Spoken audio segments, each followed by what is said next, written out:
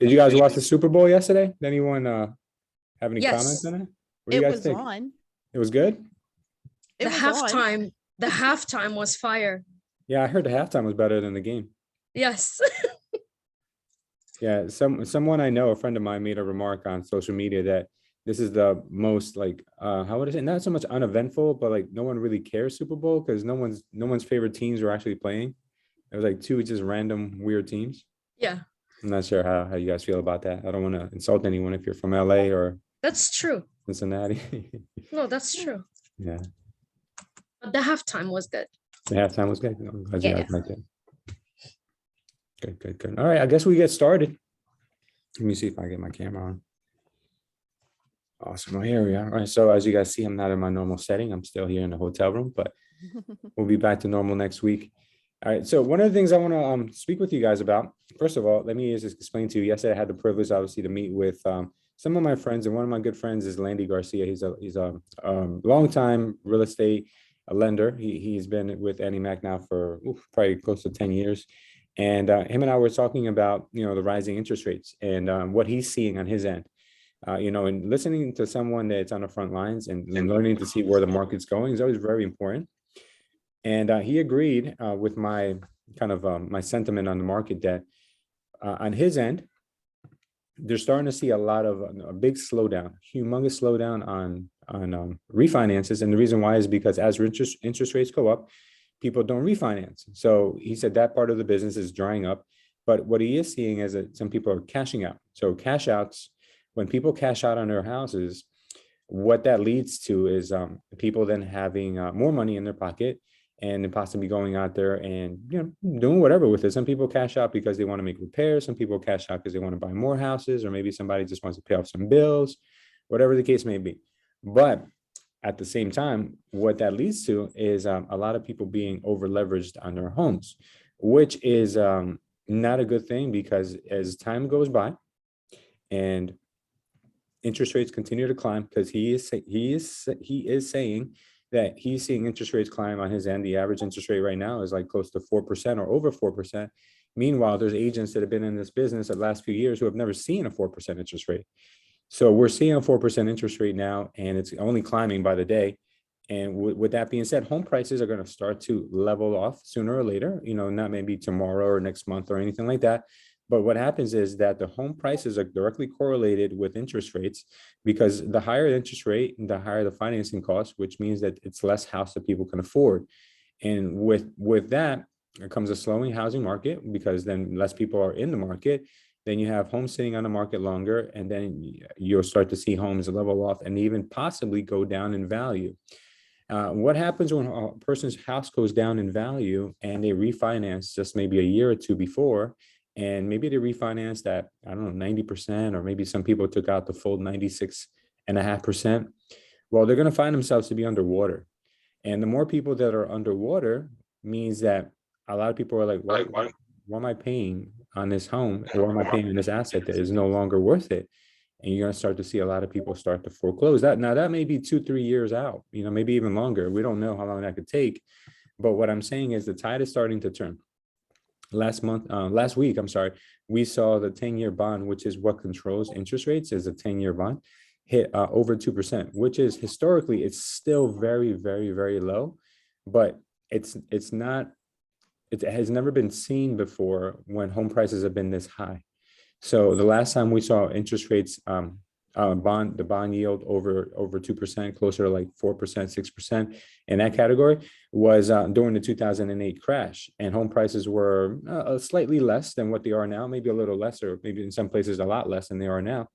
And what came after that was a great reset. You guys know that everything crashed, and home prices dropped to the floor, and a lot of things got crazy. Now, I'm not trying to tell you guys that this is exactly what's going to happen, but if I asked you, how do you make a good apple pie? You guys gave me a recipe, and then a couple months later, you try to make the same apple pie, but you leave out some ingredients, you're probably not going to get the same apple pie, right? But if you always use the same ingredients, you're probably going to get something that resembles the apple pie that you originally made. So what I'm saying is we're getting all the same ingredients. that we were seeing in 2008. The biggest difference from now in 2008 is that there was a lot of fraud in the mortgage market, which caused a huge crash. Now, what that fraudulent activity and all those bad mortgages, what that caused was a severe meltdown. And this time around, we're probably not going to see that. We're not going to see like a huge amount of fraudulent transactions. We're just not in that environment anymore. But what we could see is a possibility of a black swan event. A black swan event means where people get scared, people tighten up, and they don't do anything. They don't want to buy. They want to save. They want to hold on to their money. They don't want to go out there and stimulate the economy. And we can see that in the form of possibly a conflict overseas, like you guys are seeing right now with Russia and Ukraine. The United States being part of NATO. And well, I don't know if let me just back up for a second. Some of you, I might lose you in the next few minutes. Is everyone here familiar with the reason why Russia has a problem with Ukraine? I mean, Yeah, maybe I think they used to, so that was their territory before, right? And then they separated and they're trying to claim it back. Well, not necessarily. I don't know the exact history, but I think what happened a long time ago is that both Russia and the Ukraine were part of the Soviet Union. Correct. Okay? And then when the Soviet Union was dismantled in 91, I think it was, then what happened is that they became independent countries of each other. But what Putin is trying to do now is reclaim that as, part of, of Russia, I would say now, it's no longer the Soviet Union. But Ukraine, from what I understand, some people in Ukraine are against that, but some people in the Ukraine actually want to be a part of Russia, believe it or not. But the big problem is that that Russia is telling NATO, which is the North Atlantic Treaty Organization, to not allow Ukraine to enter into their organization, because any country that's in NATO is basically like saying, hey, you're my friend, and you're my friend, and if you get into a fight, don't worry, I got your back. So that's basically what NATO is. So these countries that are part of NATO are protected by the United States, are protected by all of these countries that are in the treaty. And what Russia is saying is, by any means necessary, or by no exceptions, do not let Ukraine enter into this organization. And if you do, there's going to be a problem. And we've got on the Russia side, remember, Russia is just one country, but Russia is a communist country that also has the backing of North Korea, China, Venezuela, like all the communist countries out there, some pretty big, players. So this could easily escalate quickly into a world war. And if we see something like that, well, I think a world war could be a little more impactful than a couple of bad mortgages that went bad. So we could see, again, guys, a severe reset in the market. But this is not to say that, hey, you guys are going to be out of a job. Now, I'm talking all hypotheticals right now, right? But I'm not saying any of this could happen. We pray that none of this would happen, because a war brings nothing but destruction, casualties, and a lot of suffering. So we don't want to see that. What we want to see is hopefully Putin and Biden and anyone involved in the NATO organization resolve this, and everything works out amicably. But we have to be realists. And if this does break out, what does that mean for the housing industry? What does that mean for the United States economy? I can't predict that. But what I wanted to kind of do is open up this conversation right now, open up the discussion in this room. What do you guys think would happen if a conflict broke out between Ukraine and Russia, and eventually it involved us getting involved? What do you guys think would happen? We'll take Russia's side. You're saying we would take Russia's side? I'm pretty sure. You think the United States would take Russia's side? Then we could take that in 100%. I don't know. I mean, anything is possible, right? Anything is possible. So supposedly Putin and Biden spoke yesterday. I don't know the details of that yet. I haven't got a chance to catch up on any news. But anyone on here, I know this is geopolitical, and I know some people might have different opinions, and we're not here to start like a debate. If you guys want to debate, that'd be fun too. But what do you guys think would happen if we got involved into a big conflict, possibly a world war, or sending troops overseas to defend neighboring countries of Ukraine, of Russia? There's no wrong answers, guys. So I think it would be interesting to look back at history, see what happened when George Bush Sr. Started that first war in Iraq? Like what were the market trends at that point? What was the supply chain like at that point? What was the real estate market at that With Desert Storm? Desert Storm, yeah, and then followed by that, when Bush Jr. and Dick Cheney. I mean, that's something that I recall more. I was a little older, and I was, Mhm. involved in working and providing for a family. So I remember gas prices hiking up. I still recall that real estate was relatively active, but I think price, the cost of living was higher. That's probably what will transpire again. I mean, gas prices are up now, so I would imagine the supply chain the demand would increase even more for supply, and we have that challenge of bringing stuff in. Gas prices might go astronomical. Stock market, I think, as you shared, would probably come to a halt, and stock prices drop because consumers get scared and immediately they don't want to spend money. Yeah. I think that would call, directly for us in real estate, I think it would identify prices stabilizing. Mm-hmm. My thought. Okay. Anyone else? What do you guys think? I think cryptocurrency is going to become stronger. Stronger? Yep. Why would you say that? What's your rationale behind that? Inflation going up, US dollar still losing value, as a lot of paper money losing value. And there has to be a science or seeing this behind meta universe with everything going virtual. I don't know who watches YouTube, but I have noticed that there are a lot of entrepreneurs really promoting virtual property and how real estate is getting there. So I think that, that's playing a big part. Meta didn't become Meta just because it wanted to. There's some things happening back there. They know some things going on. Right. Yeah. I mean, there's the possibility of technology, stocks. I'm sorry, I'm hearing myself, guys.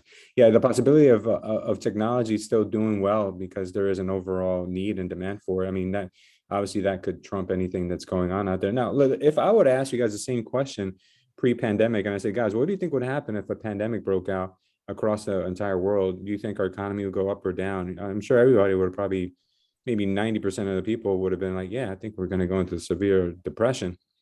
But that's not what we're seeing. We're seeing, we've seen actual resurgence in the economy, low unemployment, very high demand for consumer goods and all those things. But in my opinion, that's all been fueled by cheap money and money printing by the government, because that money has to go somewhere.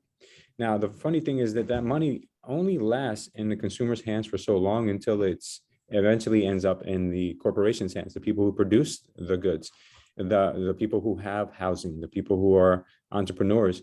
And what eventually ends up happening is the people who are getting the money, they run out of the money. And then, the problem is that we're having right now with inflation is that it not only are goods going up in price and everything's costing more, but also employment is costing more. And when employment costs more, it costs the employer more money to operate, which means they have to increase their prices further on their goods, which causes employees to need more money in order to buy those goods. Because if you work at, let's just say you work at a factory making widgets, well, you still have to buy cereal, you still have to buy milk, you still have to buy toilet paper, you still have to buy all these things, right? And if it's costing the corporations that make these things more money because of increased employment wages, then what happens is it's called a wage spike spiral, or wage increase spiral, which means that it continues to grow on itself, because the more money people need to live, the more money they demand from their employers, which means the more the employers have to charge for everything they create. So sooner or later, that has to that has to stop, because I don't know if you guys have like recently seen there's like sign-on bonuses to work at McDonald's now. There's like, it's crazy, the amount of shortage of employment, of qualified employees that you have. I don't know if anyone's been to a restaurant where like it takes forever to get seated, or they don't have enough waiters, or the landscapers don't have enough people to work. Like it's happening. Like people are really right now. It's crazy. I didn't think we'd see it, but we have record low unemployment, and we have a looming inflation crisis. Today, we'll find out more about that, because the Fed is going to have an emergency meeting today to figure out what are we going to do about this inflation issue, because last week we got a really high inflation rate, which was more than what everyone had predicted. And still, in my opinion, it's very low, because the government does this funny thing where they fudge the numbers and play around with the numbers. So that way it looks like it's actually not as bad as it really is. We're not going to get into that today, but what I will tell you is that according to the government's numbers, things are up slightly, but it's still really bad. But when you really look, they're saying that housing guys, shelter is up 4.4% year over year. Can anyone agree that housing is up 4% since last year? No. I think it's 18%, right? Oh my Or God. higher. I mean, nationally, it's probably something like 20%, like what you're saying. Yeah. But I mean, guys, in some of our neighborhoods, it's up like way more than that. Like it's up in some places, it's up multiples of 100%, 200% in some areas. If you want to move to Puerto Rico, I heard in the last year, the home prices are up 200%. It's Oh my God. unbelievable. But yeah, I mean, this is what we're facing. This is what we're heading into. But what the question I posed to you about, like, what do you guys think that a war would do to our economy? Well, the funny thing is that our economy is very resilient. It's very, very resilient. I saw a study, and I'm trying to look it up. I saw a study over the weekend that says that pretty much in every conflict that we've been involved in, Desert Storm, even the Iraq situation, the Afghanistan stuff. Whenever we get involved into a conflict, whether it's a war, whether it's overseas crisis, whatever it is, our economy tends, or even after 9/11, our economy seems to take an initial hit, but then rebounds pretty quickly. So I will tell you that if we do get something, to not how would I say? Do not overreact and do not get scared, because Like, don't panic. don't panic, don't panic, don't panic sell, don't panic anything. Because what happens is that during these periods, people take the opportunity to buy the fear. Investors, people who have been around this before, they buy the fear. There's a very famous quote that Warren Buffett has given. I think he's been given the credit for it, which basically says, like, just you buy when there's blood in the streets, and hopefully literally that's not what it comes down to. But what he's saying is that when there's ultimate fear, where people are like, oh my God, the world's coming to an end, that is the best opportunity for you to buy or to accumulate, and not to sell, because you're literally selling you could literally be selling anything, or you could literally be giving up at the very bottom, right? Now, you guys have been working your tails off this last year or a couple of years, and depending on how long you guys been in this business, and you're going to go through a period where you're going to think to yourself, oh my God, what are we heading into? What am I going to do for work? What am I going to do for employment? And there's a saying that says that it's always darkest before the dawn. And if it does get ugly, and if it does get really scary out there, it's okay, because we have to go through periods like this. It can never be always smooth sailing, and it can always and it can never always be dark days either. There has to be a good mix of all of that. So what I'm telling you is, at the point where you you get the most fearful, that is the point where you have to double down on what you're doing. You have to get more aggressive, and you have to get more involved in your business. You have to look at your investments and say, okay, what can I add to my investments that I believe in? Belinda was mentioning earlier, she's a big believer in the metaverse, and she thinks that Facebook right now, which is trading at its lowest price to earnings ratio ever in the history of Facebook, if you believe that Facebook has a future, well, buying it between now and even scarier days is probably a good idea. I'm not telling you guys to buy Facebook. I'm just giving you an example of what Belinda just said, and how you can take these opportunities to buy the fear. It's really what, what we're going into. Same thing with the housing market. We're going to find that our clients are going to call us and try to cancel deals. We're going to find that our clients are like, no, I'm going to wait to see what happens. In March, during the pandemic, I had 300,000 plus, I think it was, yeah, so over $300,000 worth of business cancel on me, mostly investor business. Closed no deals that month. Went from having one of the most profitable months ever in my history of my real estate career to having 0 deals closed. And all of these people were scared, terrified. I had one guy who had this house in Scotch Plains that he was going to buy for like dirt cheap, nothing, like almost nothing. I should have bought that damn house, almost nothing. And my title company, Lennon, warned me. He said, bro, I don't trust this guy. He was going to buy a house with another realtor that I know, and then he backed out. I'm like, well, you know what? This guy, I think he's gonna move forward with us. He gave a deposit. It's non-refundable. I think he's gonna stick with it. As soon as the pandemic hit, this guy didn't even answer my calls, disappeared, canceled the deal. And then he calls me like a few months ago. He's like, oh yeah, I don't know if you remember me, but I had that house under contract back in 2020. Yeah, man, looking back now in hindsight, I should have bought that thing, right? I'm like, yeah, dude, I want to smack you. Like, seriously, like, but the thing is, that's what people do. And that's what people are that's how they're wired. 90+% of people are going to be wired that way. And they're going to try to cancel in the times of fear. And that's why less than 1% of this world are billionaires, because the 99% don't think like the 1%. Like, hopefully you guys, you don't have to be billionaires, but as long as you can understand that these cycles are normal.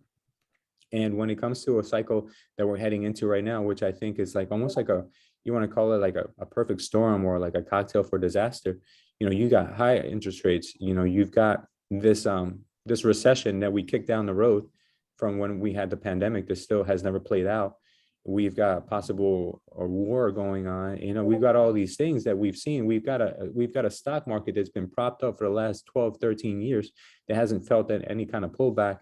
All of this stuff could possibly end up in us having like a real bad hit, whether that's a recession. I don't know if you guys know what a recession is. So a recession is defined by having 2 consecutive quarters of declining gross domestic product, GDP. That's basically like what, as a country, what we produce. So imagine if you have a household, right? If you have a household and you and your family, you, your husband, you, your wife, and maybe your kids are working. Imagine if all of you are used to making combined, all of you are making $250,000 a year, and you make that every year for the last 3 years. So your home's GDP is $250,000. Now imagine if next quarter you guys go from making, whatever a quarter of $250,000 is, that's like, $68,000 a quarter or whatever. Imagine if you don't make $68,000 that quarter. Imagine if you guys make $50,000 that quarter. You're like, oh, okay, all right. Well, maybe we have to cut back on a couple of expenses. No big deal. And imagine then if the next quarter comes and you guys are into the summertime now, and instead of making what you guys made, the $50,000 the prior quarter, now this quarter you guys make $38,000 this quarter. Now things are starting to look pretty grim, because now you're gonna have to start making some decisions like, okay, what can we get rid of? What expenses do we need to cut? That is the definition of a recession, when our country starts to have negative GDP growth, and we need to start figuring out, okay, well, where do we cut back? And do we cut back on social programs? Do we cut back on spending for this? Do we cut back on spending for that? And a lot of times that is a strategy that takes many, many quarters and sometimes years to get us back on track.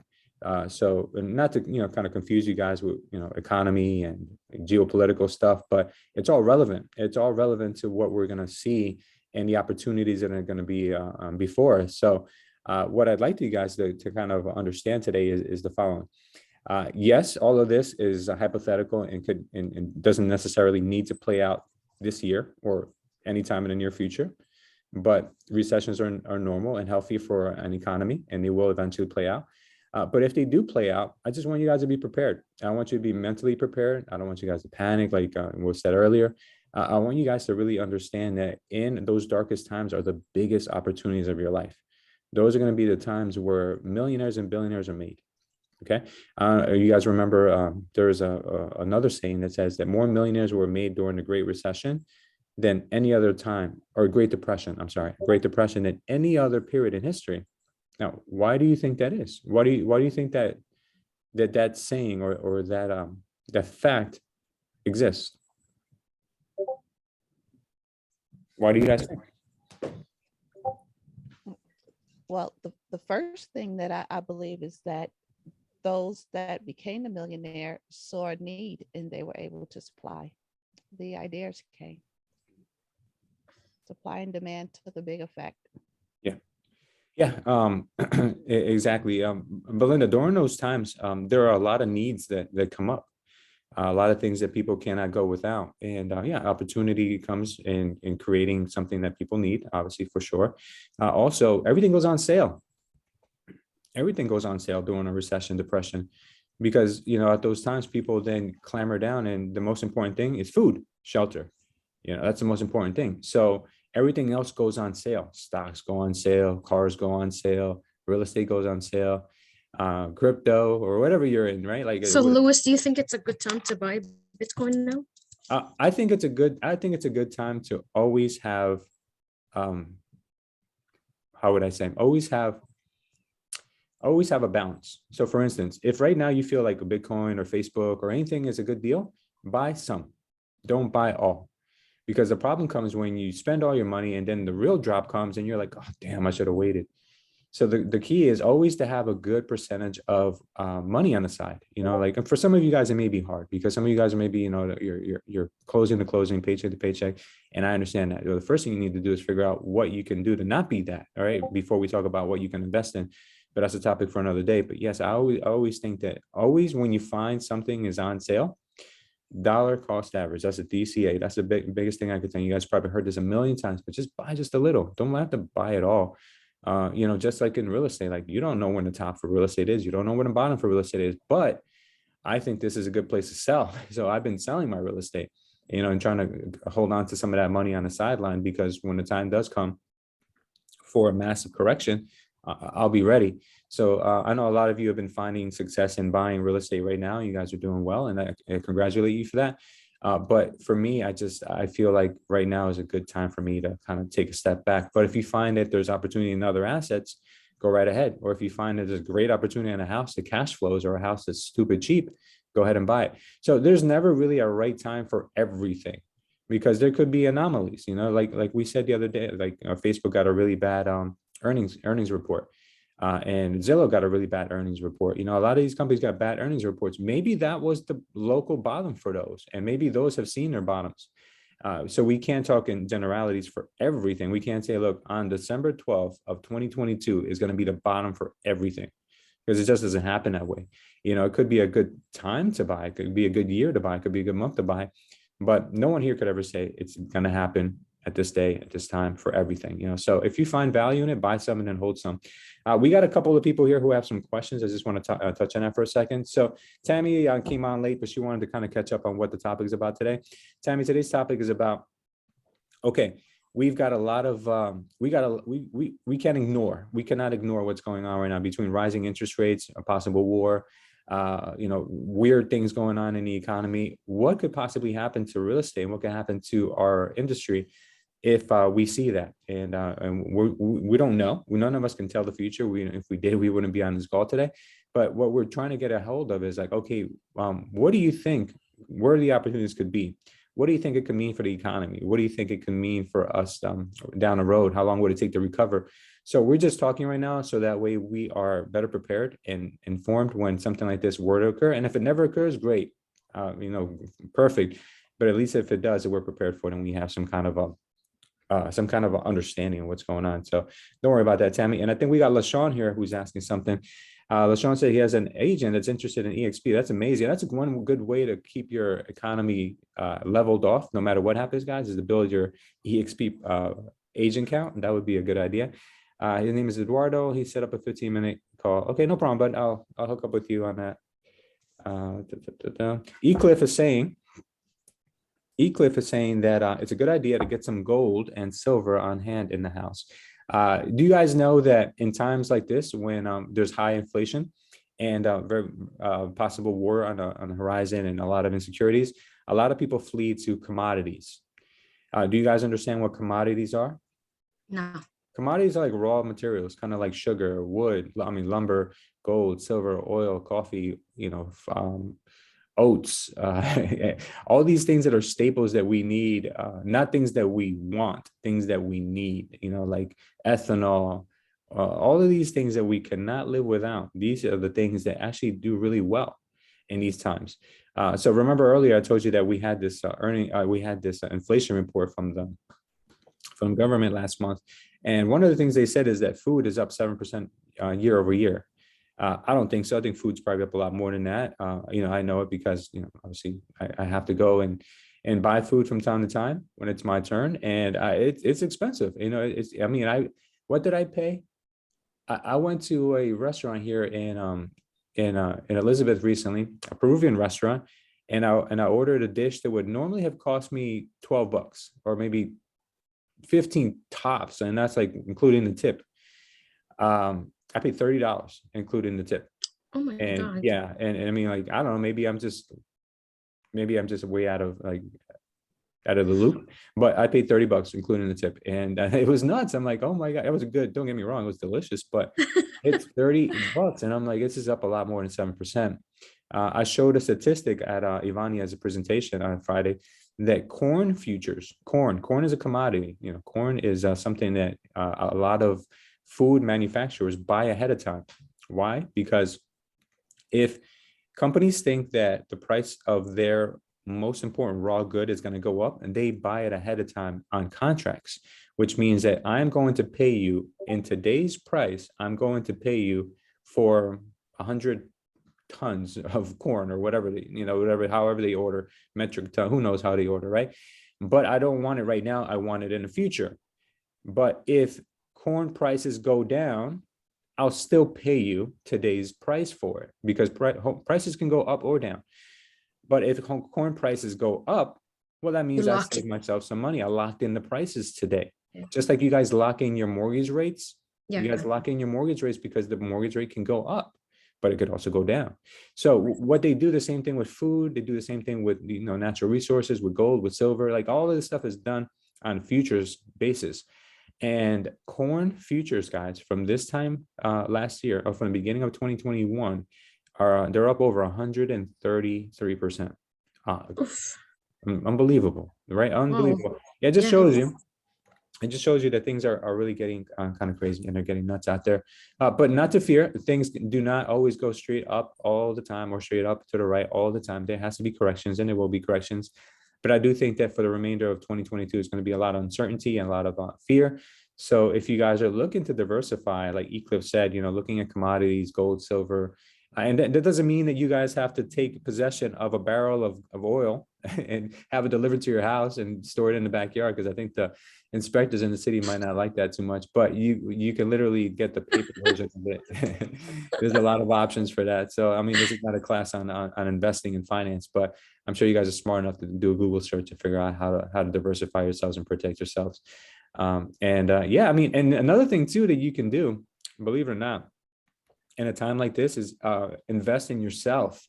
Because if things do slow down and things get a little ugly, you can go and get your broker's license. You can go and figure out what kind of a courses, mentoring you can take. What is an EXP offering in the world this week, where you can take some classes and learn from someone, read a book, expand your mind, look for a new business idea, talk to top mentors and leaders. Like, these are things you can do when things slow down. Instead of panicking and figuring out how you can go back to your 9-to-5 job, figure out how you can actually expand your ideas. Because believe it or not, no matter what the economy is doing, somebody out there is making money. No matter what your thought process is, no matter what your limiting belief is, somebody out there is making money. And it's so crazy to believe that, but it's true. Like, I personally have been under the mindset, and I'm just as guilty as anyone else. I personally have been under the mindset that there are no good deals out there right now. You probably heard me say that a few times, and maybe even on this call. There's no good deals out there for me. And I had dinner with one of our agents and her husband on Friday, was it? Yeah, on Friday. And he's telling me he's running a national campaign for home buying, wholesaling. He told me he's doing like 5 to 7 deals a week, wholesaling, anywhere between $5,000 to $15,000 assignment fees. And I'm like, wow, bro. I'm like, really? What's a wholesaling, Louis? Wholesaling is when you buy when you lock up a property, you put a contract on it, and you never close on it. You just assign the contract to someone else. So Sarah, you want to sell your house? Okay, great. How much you want for it? 100,000. Okay, no problem, Sarah. Here, sign my contract, which happens to have an assignment clause in it. And then I find someone locally that wants to buy that property from me for 105, and I never take possession of it. So I'm just basically selling the paper. I'm selling the contract, the option to buy the home. So they don't care because a lot of these sellers are in a position that they need to sell. They don't want to sell. They need to sell. They need the money, even if it's walking away with 10K. They don't care. So it's a win-win. But what I've learned is that no matter what I've been telling myself, and no matter what you might be in the position to believe, somebody out there is making money. So if you guys do get in a position where you're feeling in a rut, just reach out to people that you follow on social media, people that you're friends with that are crushing it, and just ask them, hey, listen, can I take you to lunch? Let's go have lunch. And don't come out there with a mindset that you're going to extract all of this information out of them, but really get to know them, figure out what's going on, what makes them tick, and then they'll share with you openly what they're up to. So I learn from everyone. So as long as you can always remember that we're always students, no matter how old we get or how knowledgeable we get, we always have to be students, because if we stop learning, we stop growing. And that's my biggest piece of advice to you guys. There's always an opportunity. So now, I've been doing a lot of talking. I've been doing a hell of a lot of talking. This conversation has gone all the way from interest rates to war and recessions and all these things. And I don't want to make it a doom and gloom, meeting at all by any chance. So let me just open up the conversation and see what you guys have. What do you guys have, and what are your opinions on what's going on right now? What are your, you can even share with me what's working for you guys right now, what you feel is going to continue working for you guys no matter what the economy does. Let's learn from each other, basically, is what I'm trying to say. I had an offer declined, and I was $100,000 over asking. Okay, and why do you think that is? The competition. Do you think it's because they think that you're going to change the price later? No, it was cash. It was cash, 100,000 over. Yes, and I got declined. Okay, how much was the house price? 195. And you offered 295? Correct. Oof. That's crazy. Insane. What are you going to say, Belinda? I'll answer Sarah's, then I'll tell you what I was. Yeah, I was going to say, can you guys piggyback off of Sarah? Yeah, I think you got declined because over asking is getting overrated. Nobody really wants to do that anymore. So now you have the hearts of the sellers coming into play, because they know that there is a shortage and people have to go somewhere, especially here in Georgia, where a lot of counties are doing away with public housing. They're tearing them down. So so-called projects have already been demolished, and different assisted living units have gone up, and different type of apartment buildings have gone up. Cities and counties don't want to do anything with public housing, but they'll give vouchers, and it's only for a certain dollar amount. So people that were getting the vouchers will not get it for the increase of what the rent is, because right now, if you want a 3-bedroom apartment here in Georgia, which is very unusual, you're going to pay like $2,100 in an apartment building. And a house is even more astronomically looking at $24,000 to $3,000 for a 3-bedroom, 2-bath house to rent. Well, if you're coming out of housing, of course, the vouchers are not going up that much. The vouchers maximum is $1,400. So it's just forcing people to work. So all those bonuses that McDonald's are giving, they're forcing them to work. And the only ones that can really get good vouchers is your assisted living. So that's why they're putting more of those up. And I was going to say regarding what are you doing? I accidentally came upon supply and demand. The first one in my real estate career since I joined EXP was the demand was for help with credit restoration, because mortgage brokers cannot do that. Once a client of yours get rejected by a lender, they're out to fend for themselves. A lender will just say, well, pay this off, pay that off. So I stumbled onto credit repair, and that's been my wingman. My last closing deal, I had a problem finding a notary because my client went into a nursing home, then she went into the hospital. And to find out, when you think hospitals have notaries on staff, they don't. So I end up paying a mobile notary $70 just to come in and sign my paper for 2 minutes. And I'm like, a mobile notary, what the heck is that? I looked it up in Georgia. It only cost me $50 to get notarized, to be a public notary. And as soon as I put my name up on Neighbor Next Door, after I got my notary, I got 5 assignments. Good And job. I mean, supply and demand. Who knew that, because the way how the world is turning, there's a lot of seniors and people need things notarized, that is really in high demand. Nobody could get to the bank and nobody can get to where, because the banks, you have your notary, and City Hall, you have your notary, and everybody else will charge you for it. So the Hi, most I Belinda. could huh? I said, hi, Belinda. I'm a notary, and you're right. In New Jersey, it's $100 just to come for 2 minutes. It's crazy. So tagging on a mobile notary at the end of your license to be a sign-in agent, crazy. So, little side things, side hustles, that's in big demand is notary. A senior person or someone that's disabled cannot get out and go to do it where they can get it done for free.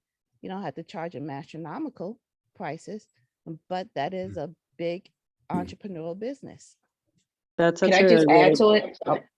Can I just add to it too, Belinda? The title companies are using us too as just to go do refinances. So you can make a lot of money if you get a lot of signings. Like a lot of people do it full time. So you can make, like I said, it could be $100 or more, depending on what is. I've never went to a nursing home, but I do a lot of refinances for the title companies.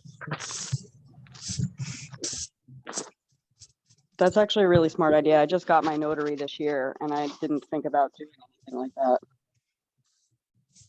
So thanks for that, Yeah. little tip. I just spoke to one of the agents last night at Harry's wedding, and she was saying, you know what, I'm going to do this. It's right in line with what I do anyway, and it's going to help me reinvest back into my business. So yeah, as anything you can do to add on to what you're already doing instead of going a totally different direction is good for you overall, guys. And you get to meet so many people. Drop cards. You're at somebody's kitchen table and they're refinancing. Oh, listen, if you ever need to sell, here's my card. It's a win-win. Yeah, big that's time. true.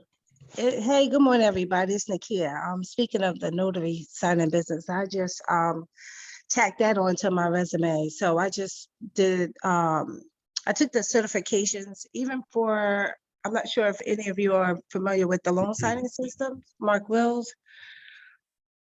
But I just completed that course and the certification. So I already started looking like other agents into, other ways of making income.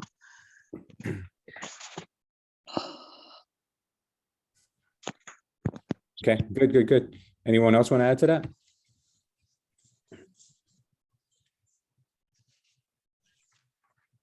All right. I do. I want to say something. I was going to say, I mean, I don't know if people into it, but like, what is it? Digital, like graphics, go investing in yourself too, like you said, number one. But the graphics, floor plan, construction modeling, like building software, anything like that, right? Because I'm in school for electrical license too, right? My 4th year, and the stuff that they showing us, where they building the whether it's a building, the pipes, the wiring, it's all being done on the computer before it's even built. Yeah. And learning that stuff, which I don't know if anybody into that, but it's just showing you where it's going. Where they got the robots that you put on your back, where a human could lift 100 pounds like it's 5 pounds. Yeah, it's amazing. And that, like the company he partly owned, they just ordered 80 of them or something that you put it on and you could lift all this stuff like it's nothing. Yeah, like an exoskeleton. Right. Mm-hmm. Just for your back though. Okay. Yeah, that's awesome. Yeah, you know, I don't know how many of you guys came out of the pandemic with a new skill. You know, that's something that I think everyone should have taken the opportunity to do. It didn't last for long. You know, you guys might have been home for maybe a month or two, and in a short period of time like that, maybe it wasn't enough time for you guys. But if we get an opportunity like that again, do not let it go by. You guys can really, really learn something that complements what you do Another, already. and for those who are interested, getting a life insurance license is another way of Yeah, acquire additional income when yeah. things, slow down with real estate. Um, 'Cause you can have families, even those who owns, you could provide them with like mortgage protection or just a Mhm. mere general like term life or something like that. So those go hand in hand as well. Yeah, and let's not forget, guys. And thank you for that, Nikia. That was great stuff. But I just want to remind you all, let's not forget about this because I know a lot of us are kind of like, you know, we act like it doesn't exist. But at the end of the day, there was nothing easier for you guys than to just talk to agents about EXP. Right now, there's a big scandal going on. I'll share with you guys kind of like the gist of it. There's a humongous scandal going on right now with Keller Williams and EXP. There is a very, very big player at Keller Williams that wants to leave and join EXP. But since he used to be the president at Keller and he owns a couple of regions and a couple of offices, they do not want to let him out, and they're suing. They put a restraining order in place for not allowing this guy to leave. Why I'm telling you this guys, is because EXP is not a joke. Like there are people willing to uproot their lives, people who are already well off. They're willing to leave these big mammoth companies and to go to a place like EXP. Now, if that doesn't like resonate with you guys and you guys don't see the value in what something like that really means, you know, like I don't know what it takes to kind of like show you guys that people want what you have. And if you don't allow yourself to be the voice of reason to some of these agents who are going to start to feel the pain, they're going to feel the pinch when this market eventually slows down. They're not getting compensated as much as you guys are. They're not getting half of the resources that you guys are. They're not getting the ownership and all of these attributes that you guys have. You know, they maybe sometimes you take for granted. They don't have all of this stuff. So if you can just not even convince, I'm not saying for you guys to become recruiters. If you guys just don't present the opportunity to these people by just sharing with them a 9-minute video or inviting them to one of these calls, you are really shooting yourself in the foot. Because again, I'll remind you guys, if you just attract 5 agents, and that's 5 agents in a year, it doesn't have to be in a day, you're earning an additional $7,800 a year. Look at this, guys. This is what, let's break that down. It's $600 a month. $600 a month would cover, for some of you, will cover your car note. For some of you, will cover your babysitting. For some of you, it might cover groceries. It's not a joke. You know, like this is real money. So do the notary thing. You know, that helps you build your business. Attract a couple of agents. It doesn't have to be one or the other. But what I'm telling you is do not forget for 1 minute that you've got this resource. Even if you don't close a deal that month, like getting an extra $600 a month, some months is a very big help. So don't ever sleep on this opportunity right here. This opportunity is huge. And remember, I'll tell you guys, you do five agents a year for 5 years. That number grows exponentially.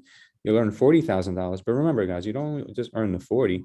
With 25 agents in your downline, or 5 agents would allow you to earn from 2 of these tiers.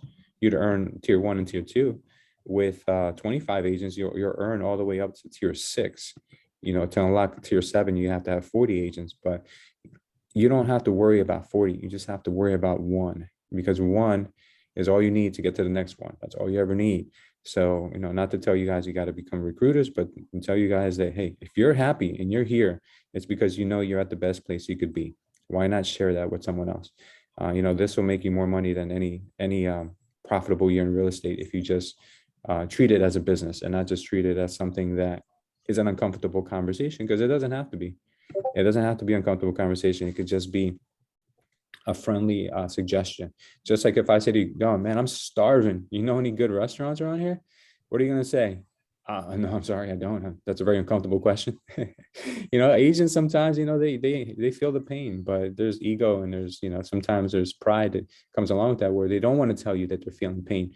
So, you don't want to pry into that either. You just tell me, listen, if there ever comes the opportunity, you're looking around for other places, I'm going to send you something for you to, look into, or maybe some of you may work better with giving them, your take on how you're feeling at where you are. Or hey, have you heard about what's going on right now with Keller Williams and EXP Realty? Everyone loves a juicy gossip story, right? Why not tell them? Share with the world. Tell people, oh, did you hear that we're in Dominican Republic now? Do you know any Dominican real estate agents that you can introduce me to? Why? Why do you need to know Dominican real estate agents? Oh, you didn't know? Oh, because we can actually have agents on our team that are in different countries. So today I'm going to call a couple of my Dominican friends and ask them if they know anybody in DR so I can make some calls. Because who would like to start a team somewhere in a tropical, beautiful area where if you go visit them once a year, it's a tax write-off and you can spend a week, with some great people and beautiful weather. That would be a nice business model to have, right? Think about that. Louis, excuse me, is the article that you're referencing to Stacy Onan? Stacy is, let me explain to you. So Stacy is she was a president of growth for Keller Williams 10 years ago. And then she left Keller Williams to go to Realty One and to help Realty One build their brand. And then she left Realty One to come to EXP Realty to help us with growth. Also, she's president of growth or whatever. But recently, Keller Williams hired her back. Now, keep in mind, Stacy Onan, she is a salaried employee. She is not a entrepreneur. She is not a tractor. She is not the same thing as what we're talking about here. So if Stacy is making $200,000 at EXP Realty, well, if Keller Williams wants to have a one-up on us, all they have to do is offer Stacy $300,000. And Stacy's going to come because she's thinking, oh, 300,000 is more than 200,000. So I'll go over there. But for non-salaried people who are just getting the opportunity from the model, people like Mark Willis, who is Sophie actually shared the information with me. A guy like Mark Willis, who is the person who I was explaining to you earlier, who owns Regions, used to be the president of the company, owns local offices. A guy like that who was already crushing it with making money on transactions, closings, overrides, all of these things, he is willing to leave that all behind and go into EXP Realty. Not a guy who's salaried, but a guy who's after the opportunity. So that's the biggest difference between Stacy and Mark. Do you guys follow me on that? Yes. Any confusion, guys? Chris, I'm sorry, was that what you were getting at? Yeah, I was trying to find the name of the person that you were referencing in this big feud, because I'm trying to get Ray Valley and Christian Vega on board. Yeah. With EXP and have them drop realty executives. So I'd like to share this article. I think I'll give you this great article. Sophie sent it to me. The article is actually on, let me see.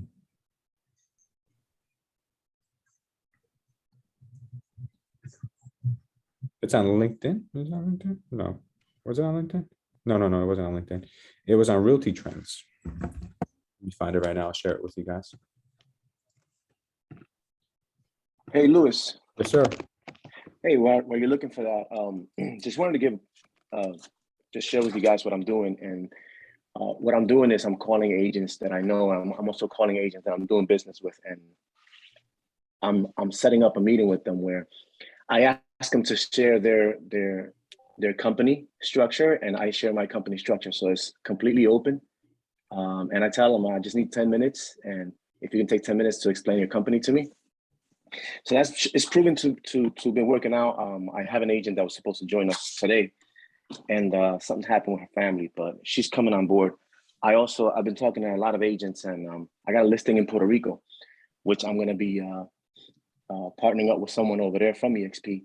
So just an idea that we don't have to go the traditional way to try to pitch EXP or to try to share EXP. We can just ask them, hey, share a little bit of your company. I'll share a little bit of my company. And on top of that, not only do we sow the seed, but we also get educated on what's out there. You know, I just learned about Compass. I learned about Realty Mart. So, you know, EXP is still blowing them out of the water, but it's good to know, you know, just ideas. Absolutely. Yeah, and one thing I'll tell you too is this, guys. And Chris, the article, I linked it in the chat. Okay, this is the article that I read that Sophie shared with me. One thing we have to remember, guys, is especially for those diehard sports fans out there, that human beings are tribal by nature. You see, in order for us to become better business people and better leaders, we have to understand human psychology. We are tribal by nature, which means that for survival, we had to be parts of tribes. Okay, and this is going back, you know, thousands of years. But what's happened over the years is that we no longer have had to do that. But we still have that tribal instinct, which means that's the same reason why we're so devout Yankee fans or Cowboy fans or Madrid fans, because we love to be a part of something. Why? We don't understand why, but it's because we're tribal and we're part of these colors. We're part of this group. We're part of this team. You're my people. Anyone else is not my people. And it's because that was a way that we had to survive back then. So the same thing happens now, guys, when people join brokerages. They feel this tribal connection to them. That's why when you're telling them, I sat with a guy yesterday who's leaving $200,000 on the table. And I was telling him, dude, you're leaving 200 grand each year on the table. He was just kind of like unfazed by it. And I'm like, are you okay? Like, and you know, it's kind of like you just clouded by, you know, you could have the worst quarterback in the whole league, but you're still like, it's my team. It's my team. I'm not changing, you know? So that's the same way that people act with their companies. And you have to understand that. And in order for you to understand it, you have to really dig deep into them and figure out why is it, what is it that is it exciting them about being with a certain company? What is it that's most important for them? Because sometimes when we don't understand these factors that people are wired differently, we get frustrated and we're like, oh, this is impossible. I can't do this. Nobody listens to me. And I go through that too, guys. And I have to remind myself that people literally are, they will only make the decision. They will only come around when the time is right for them, not when it's right for you. You know, when it's right for you, you know, you think you're so excited, you go out there like, oh my God, I just found the biggest opportunity in the world. You go out there and no one's receptive to you because it's not the right time for them. It was the right time for you, but it doesn't mean it's the right time for them. So all we're doing here is just planting seeds. So this Mark Willis guy, do you think this Mark Willis guy that I have shared with you on the screen right now, do you think that someone came up to him last week and was like, hey, Mark, you ever heard of Exp Realty? No, I haven't. Oh, dude, you got to watch this 9-minute video. Mark's calling back 10 seconds later, like, dude, I just saw 10 seconds of it. I'm in. Like, that's not what happened. I'm sure that this guy, Mark Willis, probably found out about Exp Realty back when Gene Fredericks joined, you know, maybe 5-6 years ago.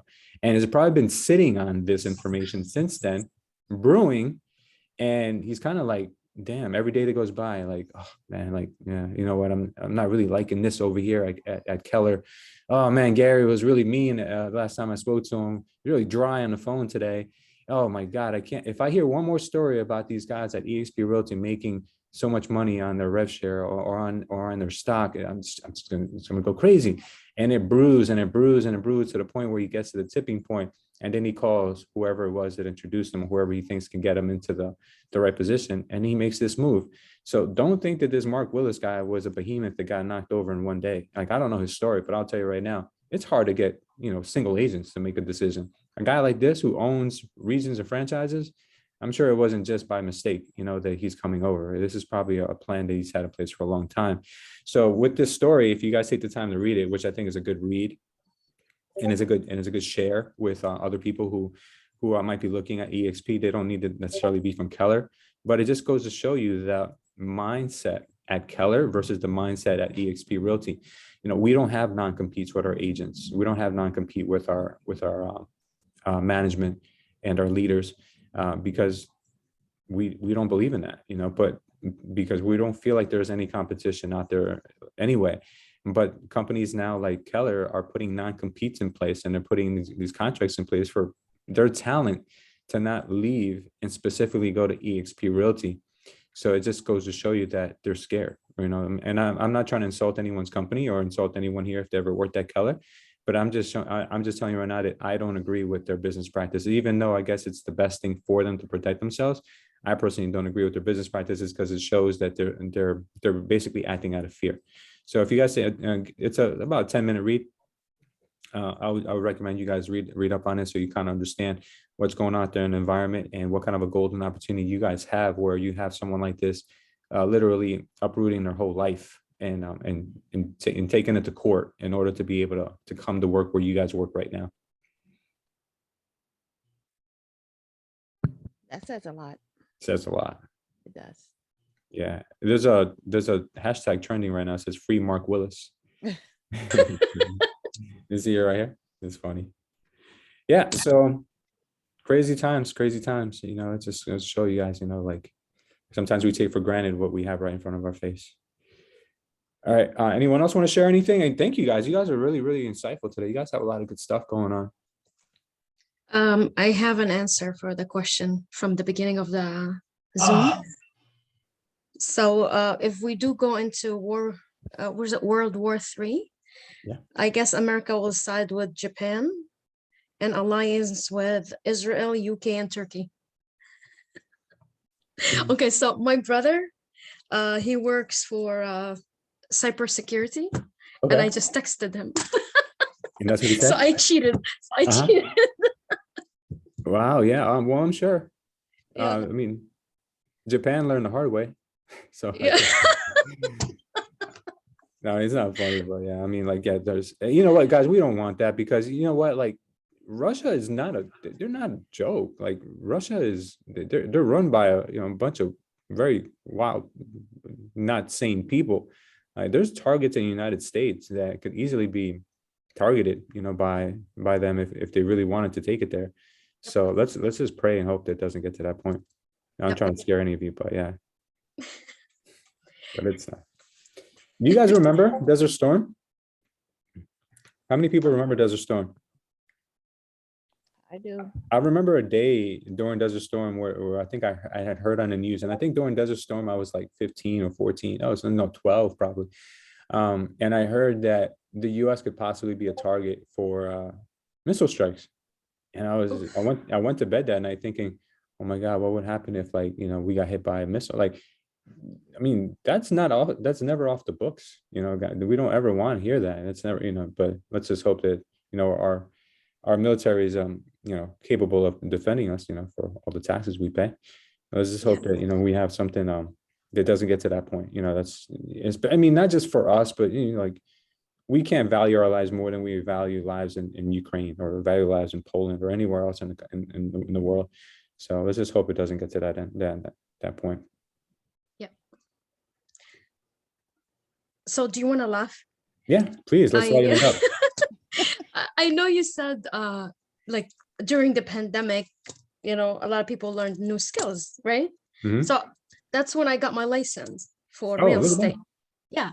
So it's funny, one time I was talking to one agent. She's been doing real estate for like 30 years, right? Mhm. And she was on the other side of the deal. And she was like, oh my God, Sarah, you're really good. I really enjoyed working with you. I'm so tired of all these pandemic agents. They need to go back to Wegmans. They need to go back to Wegmans. Oh my God, that's And I crazy. was like, oh my God, I'm one of the pandemic agents. Yeah. But I didn't work at Wegmans, no. Yeah.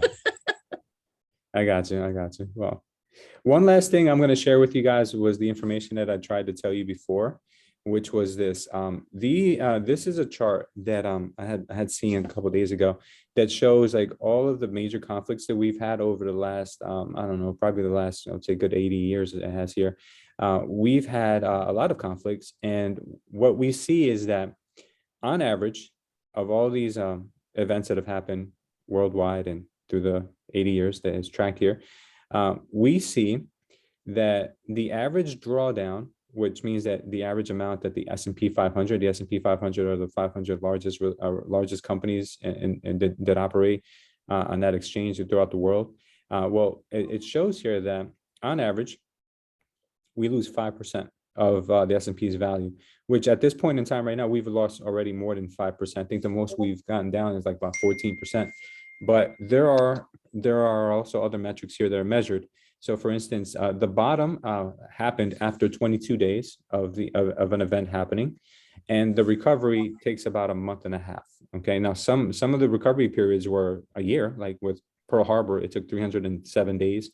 And with some events like the Reagan shooting, it took 2 days, so there's a lot of different things here. With the Kennedy assassination, it took 1 day. So it seems like assassinations don't really play much into it, but it seems like world wars could possibly, or wars could take, a lot bigger toll on us. So just something for you guys to keep in mind. So what I was telling you earlier, if things get ugly, they don't get ugly for long, is what I want you guys to understand. So over time, things do get ugly for a little time, a little period, but not forever. And it's opportunities for you guys to work on. If you don't have the money to invest, work on yourself, invest in yourself, because that's going to pay you dividends. All right. Awesome, guys. Let me stop this. Guys, before we finish the meeting, I wanted to take the time to thank you, Luis, for coming on Friday. I was very happy with the turnout of the event, and people were super excited to meet you. It was very great, and thank you for coming, and thank you all, the people from the team that came in and showed up their support. It was really appreciated. It was nice. It felt like family. Yeah, and congratulations to you. It was a very well prepared event. You did amazing. For being so nervous, you crushed it. Thank you. People need to hear your story, Vanya. So, I think I'm going to challenge you to let more people know about the human behind the business lady. So, that's something when you're ready for it. You have an amazing story. Thank you. Thank you so much. I will try. Yeah, I will not try it. I will do. You will do, of course, and then that's going to build. You don't even realize what that's going to do for your business. Is just people understanding you're real. Because there's people out there who probably think, "Oh, Vanya, she's just good at everything. She's just lucky." But when you tell your story, they're going to be like, "Oh my God, I'm such a bad human for thinking about her like that." Let me give her some. Oh, thank you so much. All right, thank you, guys. So let's go ahead and close out with a prayer, guys. Today was a awesome meeting. Want to first of all thank God for giving me the opportunity to come here and meet with all the agents who have been, in the area for the last few days. And for those of you who I didn't get the opportunity to see, obviously, I pray for you guys to be well and prosper. I pray for your families. I pray for us to obviously take this information that we learned today and be able to build off of it. And in a time of crisis and a time of fear, for us not to forget, the lessons that we're learning today and how God has always been resilient in our lives and throughout history. He doesn't allow us to persist in constant fear and agony, but he gives us the opportunity to come out of it better. So I pray that we all go through this together and never feel like we're alone. And if the times do get bad, to know that, God is by our side and we're all by each other's side. And if times come and they're good times, and then we have to figure out a way to bless other people. In Jesus' name we pray. Amen. Thank you, guys. Have an amazing week, an amazing day. Thank you, Luis. Thank you, guys. No worries. Thank you, everyone. Thank you.